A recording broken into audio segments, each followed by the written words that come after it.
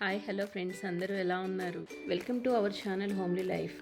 ఈరోజు అందరికీ నచ్చే విధంగా పర్ఫెక్ట్ కొలతలతో కాకరకాయ పచ్చడి ఎలా చేయాలో చూసేద్దాము. కాకరకాయ చేదుగా ఉంటుంది అని తినని వాళ్ళు కూడా ఎంజాయ్ చేస్తూ తినేస్తారు. ముందుగా మీడియం సైజ్ నాటు కాకరకాయలు కేజీ తీసుకోవాలి.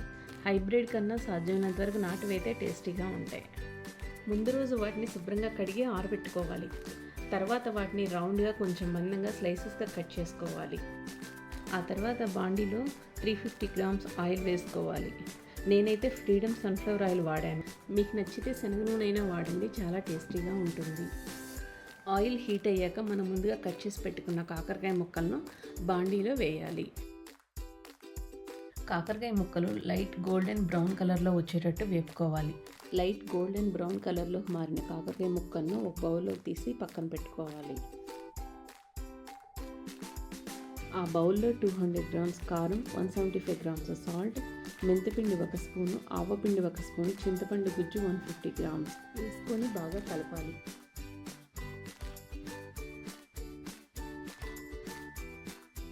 కాకరకాయ ముక్కలన్నీ వేయించుకున్న తర్వాత మిగిలిన ఆయిల్ ఉంది కదా, అదే ఆయిల్లో పోపు గింజలన్నీ వేసుకోవాలి.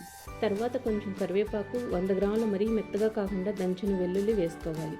వెల్లుల్లి కొంచెం పచ్చివాసన పోయే వరకు వేపుకోవాలి.